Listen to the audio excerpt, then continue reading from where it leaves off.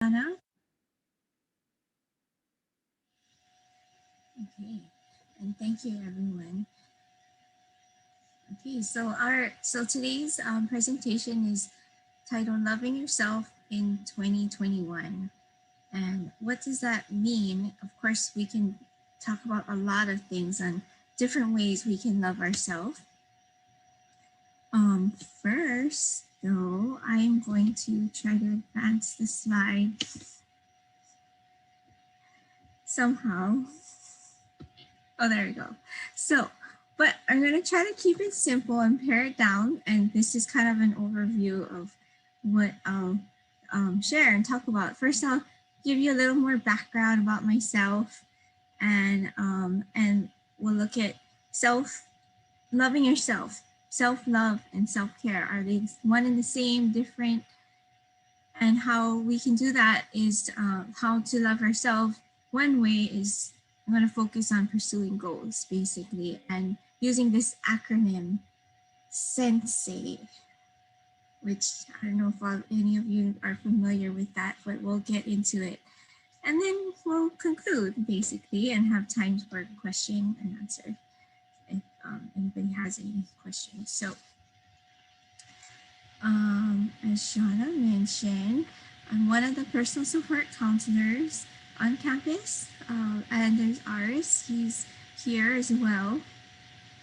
But it looks like you guys already know. So please refer students. We're here to offer mental health support, dealing with depression, anxiety, suicidal thoughts, crisis. Lots of times students come to us for crisis.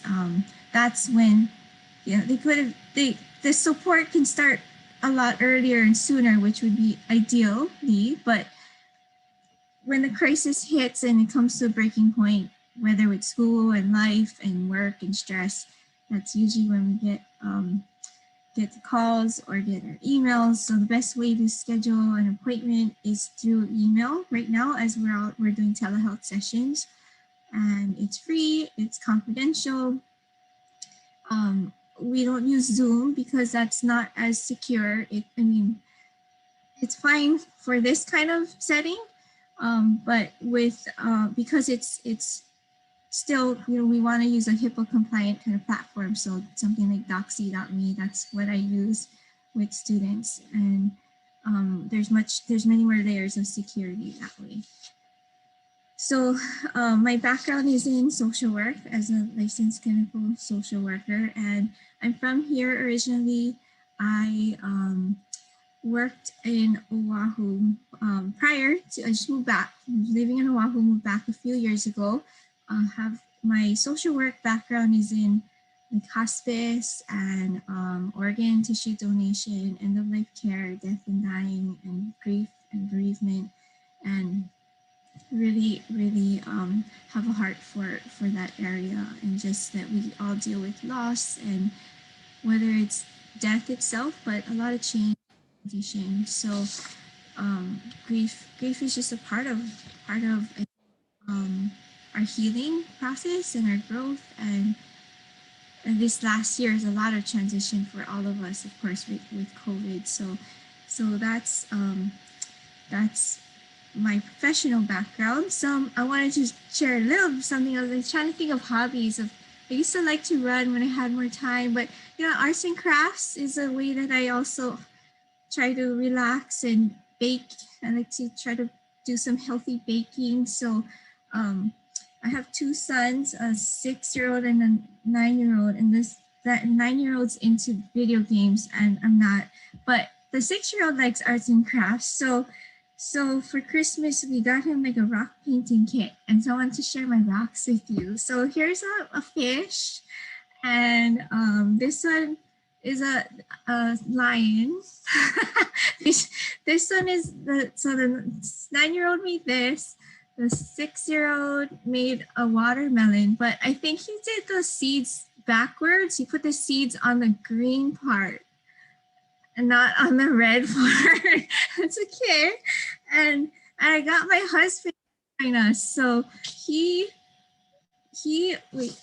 made this rock that I guess it made him think of a food, musubi. So he made this one. So it's just fun, you know, and the kids are done in like 2 seconds, and there's me like taking my time and just putting on the details, and I'm just getting in my zone, and it's just that's just everything else in the world just kind of fades away, and you just you get such relaxing. And so I really enjoyed that. And one more. Here's a happy face guy.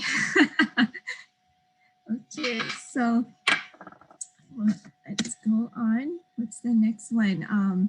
Okay, I was going to talk about what does it look like to love yourself. Is self-love, self-care one and the same? Okay, types of relationships. I want, as I mentioned earlier, that healthy relationships, there's romantic relationships, there are parent-child relationships, there's siblings, friendships, like all these different types of relationships, which are important, that it requires a lot of time, energy, money, even, you got to invest in a relationship. So what about we sometimes forget about the relationship with ourselves?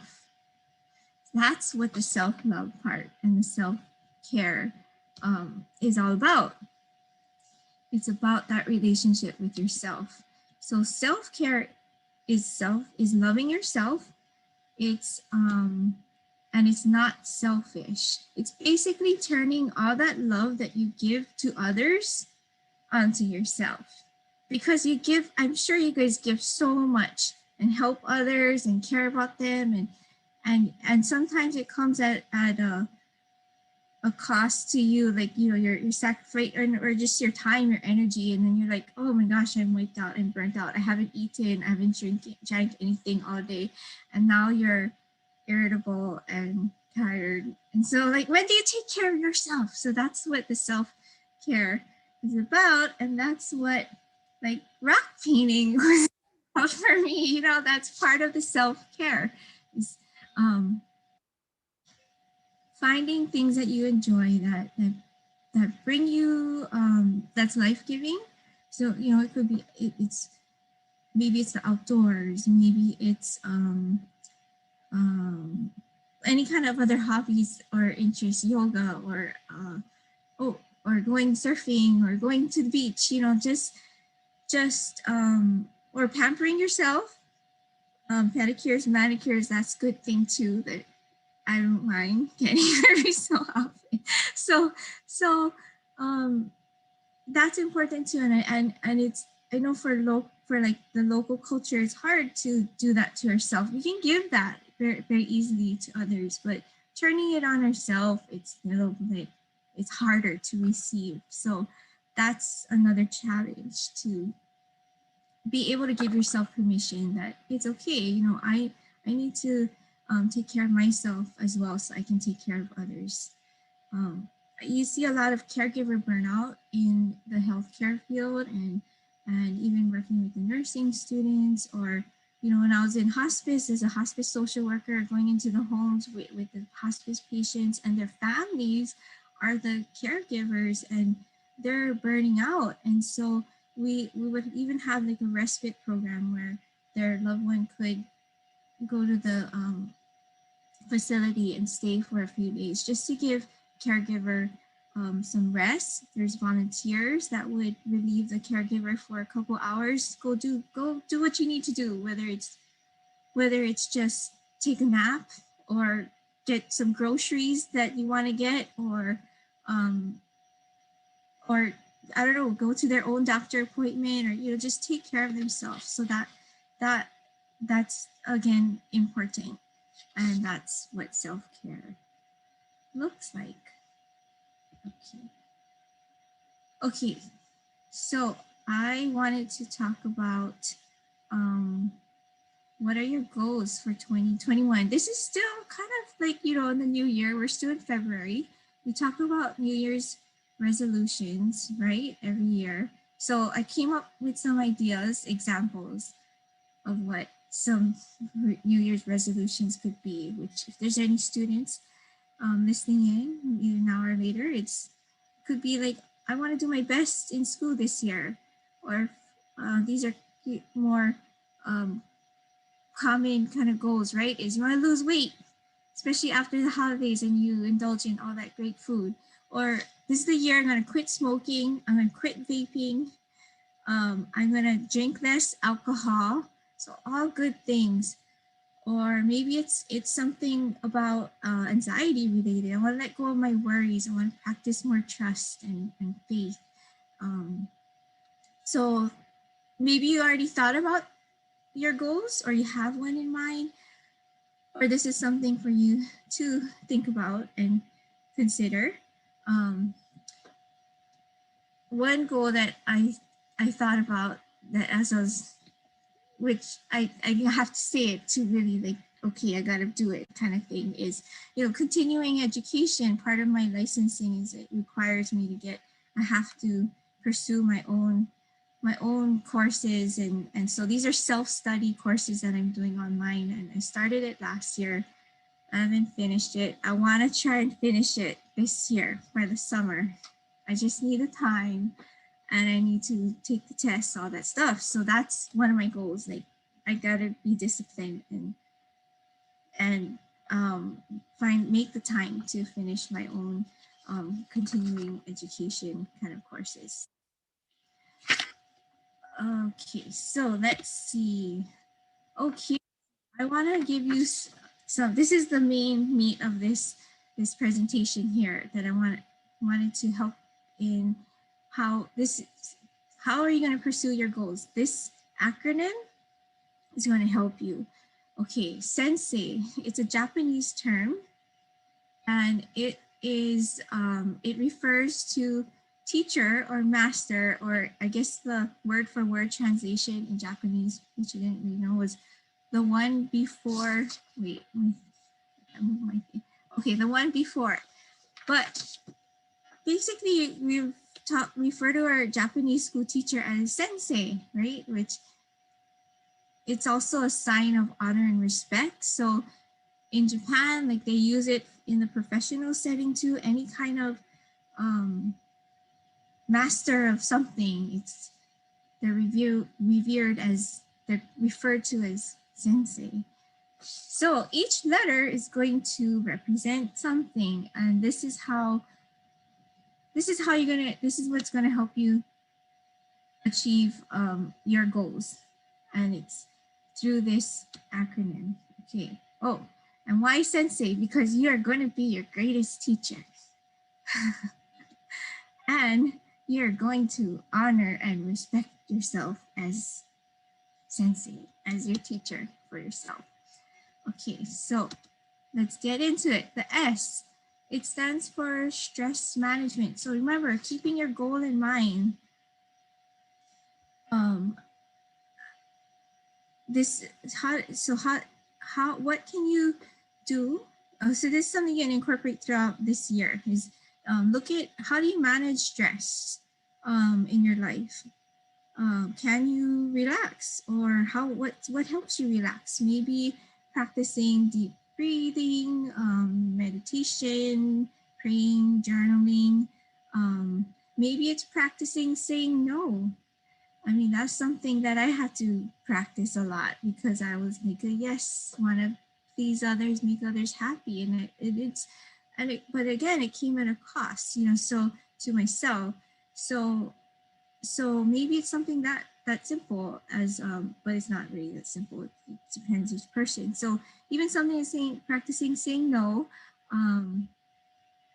Maybe you're more of a introvert versus an extrovert, and if you're interacting with a lot of people, although safely, right, wearing masks, social distance, then you need to, maybe you need some time to retreat and just have some alone time for yourself so that you can recharge basically. And it's the opposite for the extrovert. I know that COVID has been especially hard on extroverts that like to be around a lot of people and go out a lot. So the best vaccine has been on your side because there's more things opening up now. So that's good for the extroverts. Okay, the next letter, E, stands for exercise. Are you exercising at all or as much as you would like? You know, the recommendation is 20 minutes a day, and you're supposed to like try to get your heart rate going where you sweat a little and you actually feel your heart beat rising more. So that's good for your body. It's also good for your mind because it produces those natural endorphins which will fight depression. If we're blessed to live in Maui, which is a lot of sunshine and natural vitamin D. So we got the ocean, which the salt, just being in the salt water can be very healing in itself. So I would recommend just start with what you like to do. You know, it doesn't have to be like I'm going to sign up at the gym and do this every day and do that. And like, I mean, go with a friend, with a buddy, and like just start somewhere with something that you enjoy. Do you like going on hikes? Um, do you like walking on the beach? I don't know. So anyway, so it can be enjoyable, and just try to incorporate that. Start with one time a week, something manageable, something doable. Nutrition is what N stands for. And that is looking at how are you, what is your intake? What are you eating? What are you drinking? Are you staying hydrated with water? Are you drinking frequently throughout the day? And so an easy way to do that, even if you're working from home or wherever you are, is to have your water bottle with you at your desk, readily available, or a cup of water, just so it's convenient. And so eating healthy, of course, it's minimizing the processed snacking, which we all like, the chips and candy and all that. Replace it with healthy snacks, nuts, dried fruits, granola bars. Choosing to eat more whole foods, vegetables, fruits, lean proteins at the grocery store. So here's another story. I have lupus, an autoimmune disorder, and it could also be I don't know, my doctor recommended, I was borderline for a gluten sensitivity. So I had to try gluten free for like 3 months. That was really, really hard to try to find gluten free food. And also is doesn't have any taste at all. So it's quite an adjustment. But I did notice that I felt better. I didn't feel as sluggish or as tired. And so there's something there to the nutrition. If you can try to make some adjustments wherever possible. But it doesn't have to be drastic. Again, we're going for the gradual, just a little at a time. Okay, the next S in Sensei stands for sleep, because sleep is important. Getting good rest also ties into your health and well-being. If you don't get good rest at night, what happens in the morning? You're like cranky, tired, and just so that part about trying to get enough sleep time and quality sleep time is really important. So if that's something that's an area that's a little difficult, you can kind of look at how are you preparing yourself for the night, for that sleep bedtime. Do you have any routines? How are you winding down, basically, or shutting down your mind, like how we used to shut down our computers, and the computers would go through this. It doesn't just instantly shut off, right? It goes through, I don't know, probably Diana knows more how to explain what happens with the computer when you click on shutdown. It has to go through its things process, I guess. So that's kind of what we're trying to do. Like, that's how I relate it with you're trying to shut down your brain and go through this process of telling your brain, okay, we're shutting down your like crazy thinking for the night, and we just need to rest and recharge. And yeah, so for some there's all kind of things nowadays. There's sound machines that play white noise or ocean noise. I know there's what's that thing, that oil diffusers, certain scents, right? Lavender is supposed to be soothing and calming. We started drinking tea, herbal tea, not caffeinated. That seems to be good, and I kind of wonder if you just drink hot water, if that will have the same effect, because it's like soothing, warming you on the inside.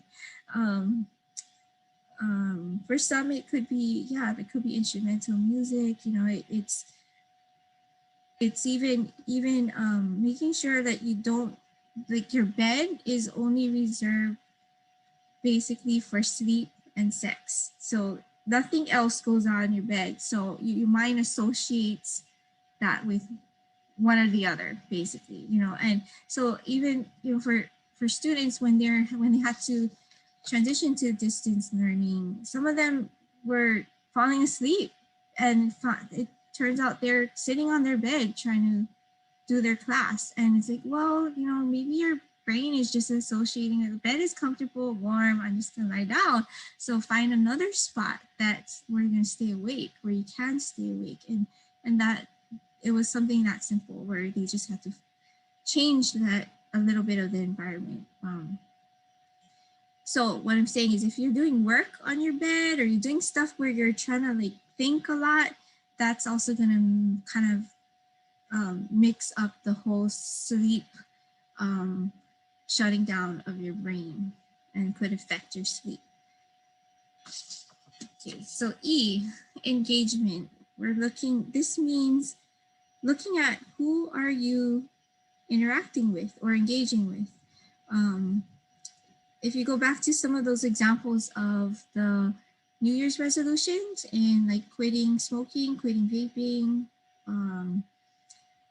and drinking less alcohol, then are you surrounding yourself with others who support you in your goal?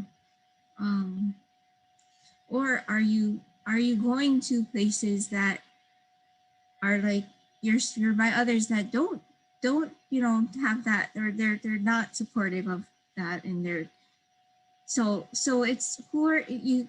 It could be that, where it's like, you need, it's okay. I'm not saying drop your friends like that, who are like that, but I'm just saying being aware of your environment and who you're interacting with.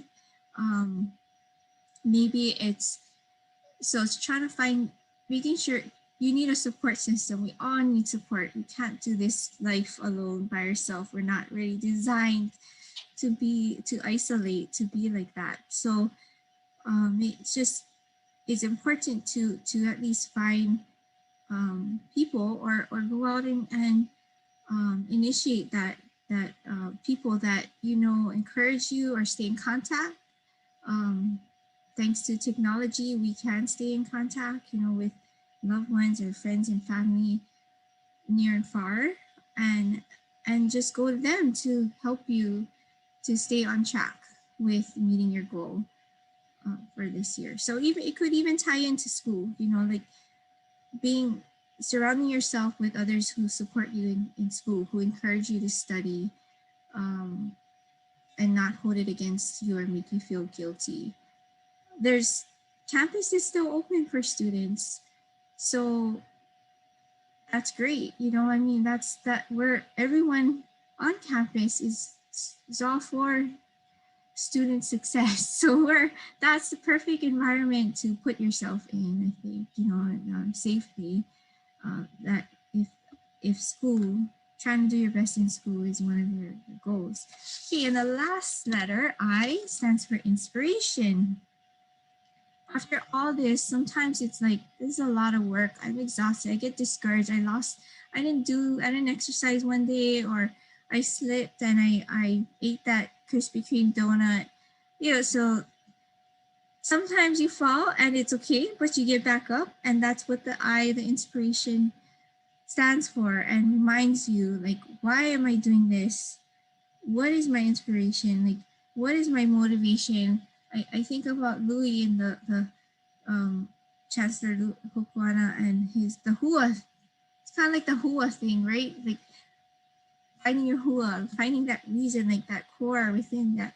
What goes back to when it gets tough, when things and you want to quit or you want to give up, then you go back to that source of your inspiration and you think about, remind yourself, why am I doing this?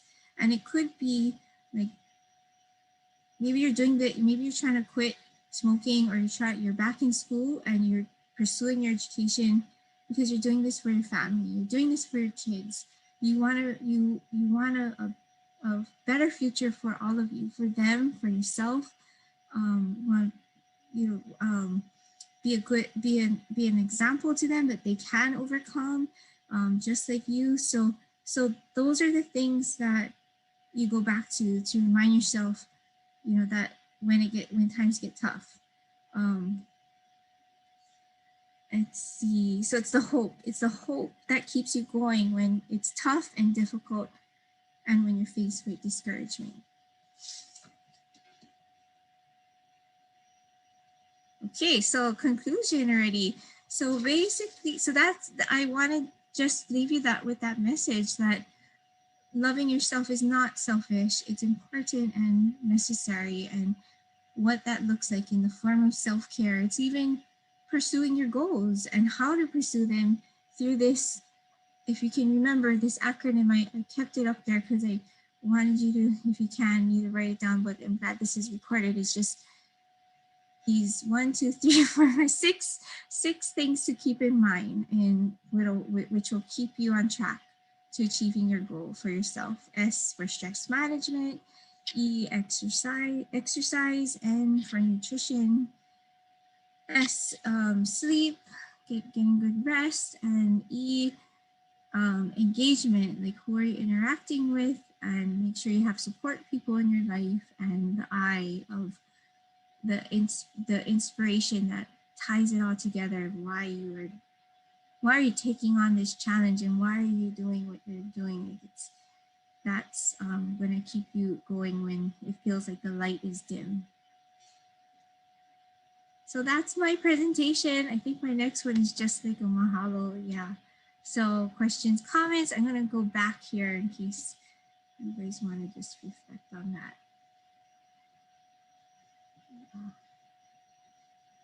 Anybody have anything they want to share, or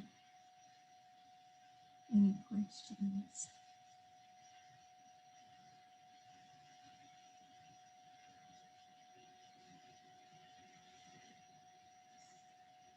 And I appreciate everyone just tuning in, and I hope there's something, even if it's just one thing that kind of stood out and that you can take with you, then I'm glad. So yeah, thank you.